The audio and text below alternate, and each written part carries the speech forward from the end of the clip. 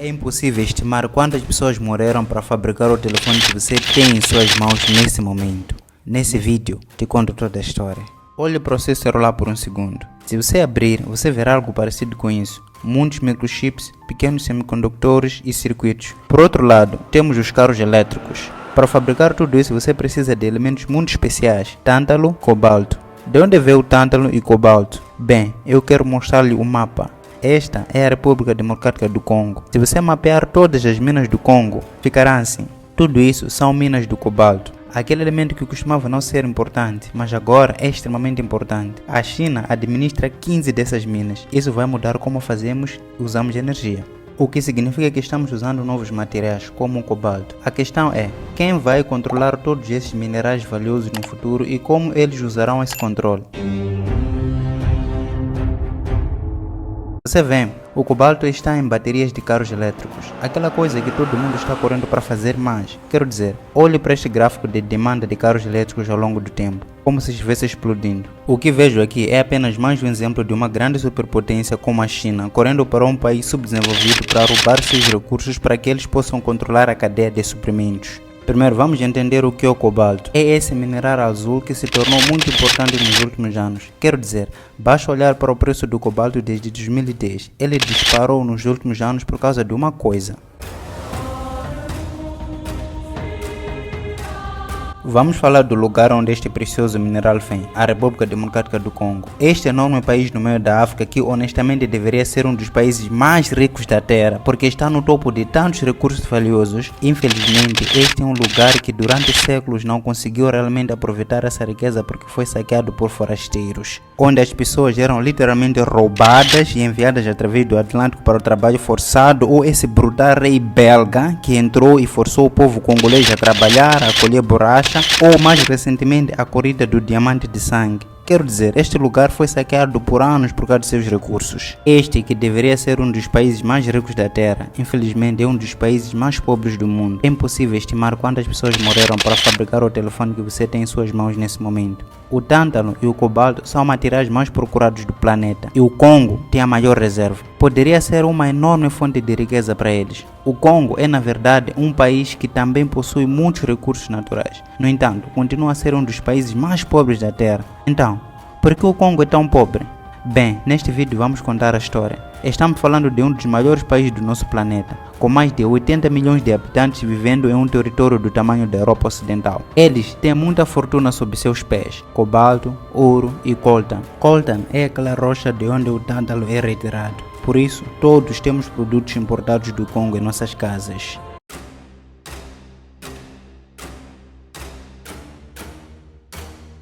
As pessoas no Congo vivem abaixo da linha da pobreza. A maioria da população vive com menos de $1 por dia. A causa de tudo isso é a guerra, a má governação, a corrupção e, claro, o colonialismo. O caso do Congo é único na história. Não podemos nem comparar com outras nações africanas. No ano de 1877, o rei Leopold II da Bélgica comprou o Congo. Sim, você ouviu direito. Normalmente, quando falamos de colonização, queremos dizer um país conquistando o outro, certo? Bem, então aqui é onde a única coisa sobre essa história surge. O Congo era uma terra com muitas tribos e uma terra com um enorme potencial para o cultivo da borracha. Nesta época em que a pneumática estava sendo produzida em grande escala, a borracha estava em alta. O rei Leopold II olhou para esta oportunidade com cifrão nos olhos e disse: por que conquistar um país se você pode comprá-lo?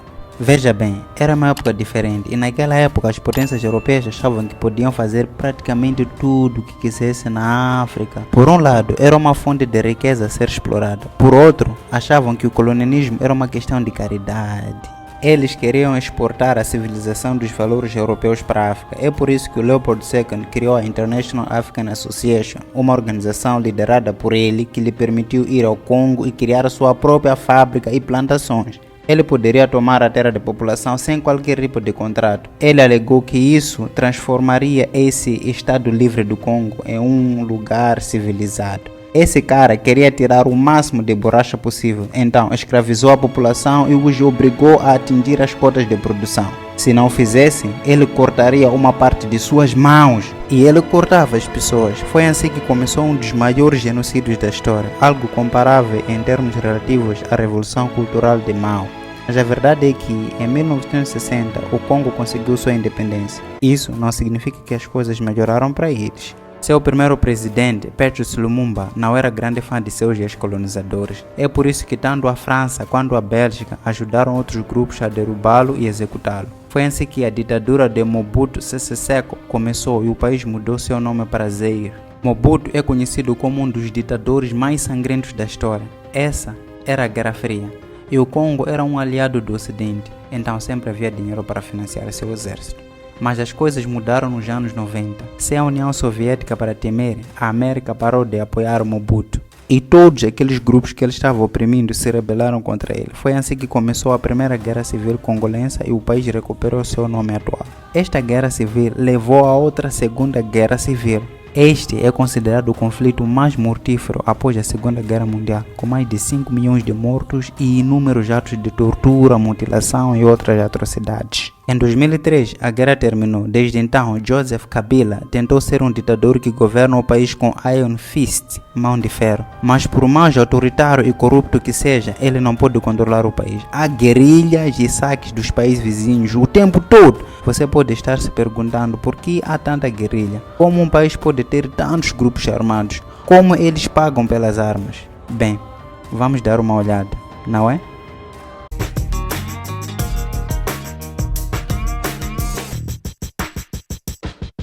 Corrida do Coltan. Você se lembra de Nokia 6110? It's the smallest Nokia phone ever made, weighing just 137 grams. It's the perfect size for your hand and your pocket. It looks good. Esse telefone foi lançado no final dos anos 90 e foi um dos primeiros celulares a atingir uma audiência massiva.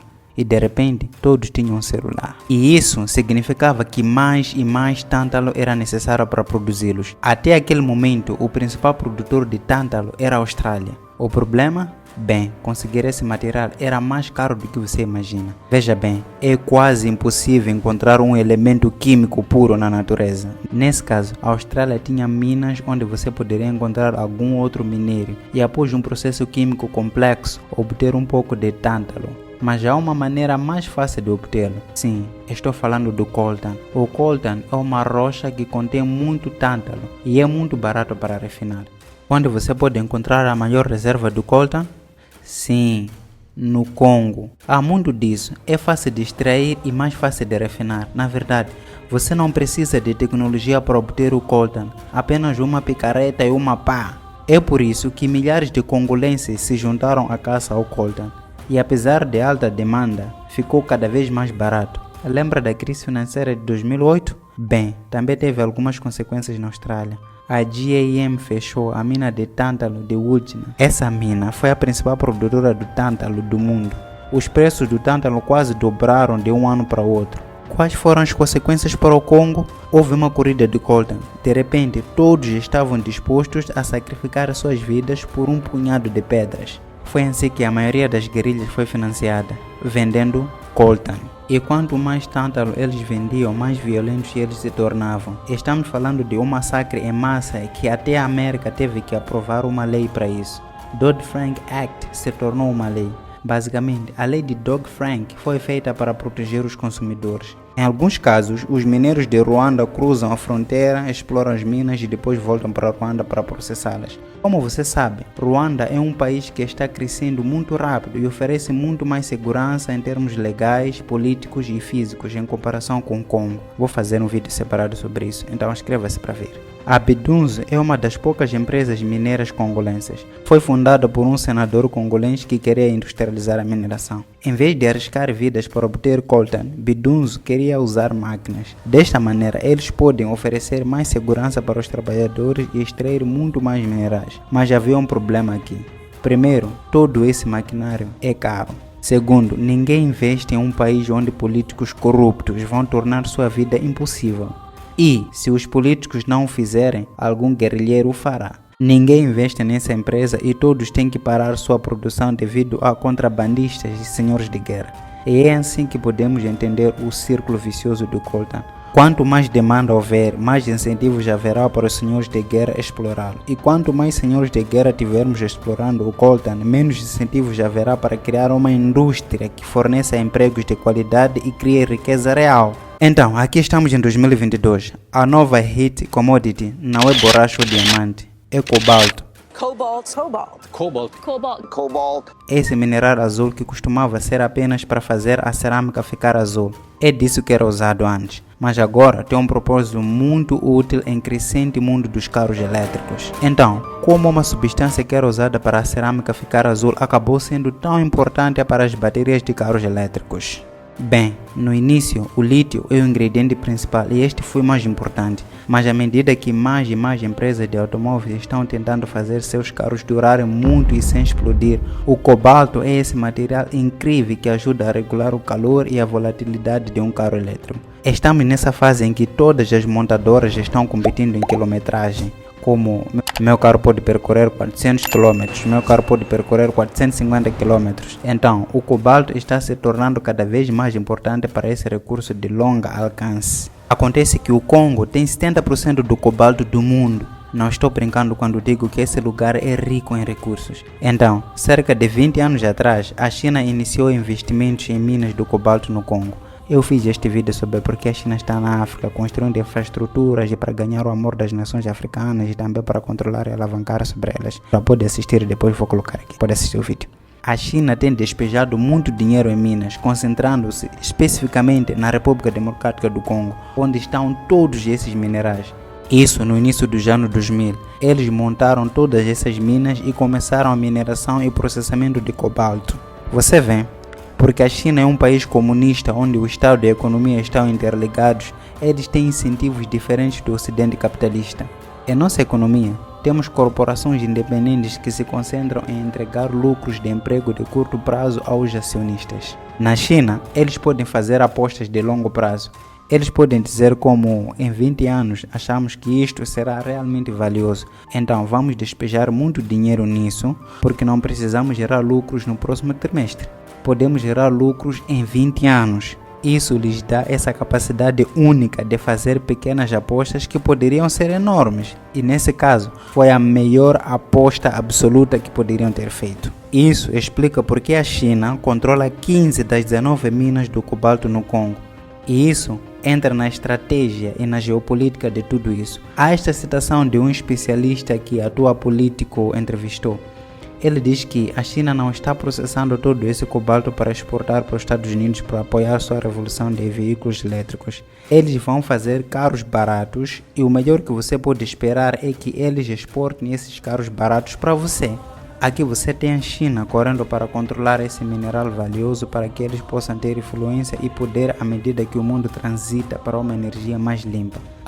E sem mencionar que quando a China aparecer e fizer toda essa mineração do cobalto, você não verá nenhuma consideração pela segurança dos trabalhadores, verá minas super perigosas, verá crianças fazendo um trabalho árduo.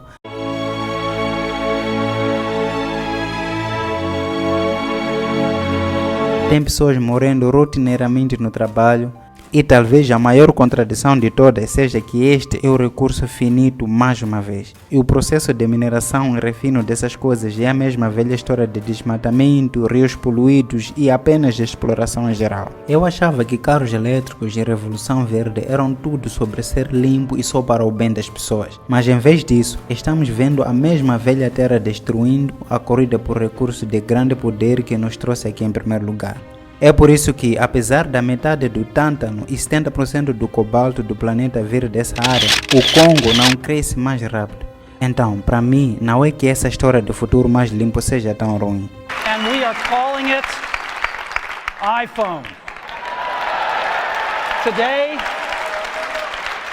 Today, Apple is going to reinvent the phone. And here it is. Será que um futuro mais limpo é um futuro mais limpo com todos esses problemas que ainda temos que resolver?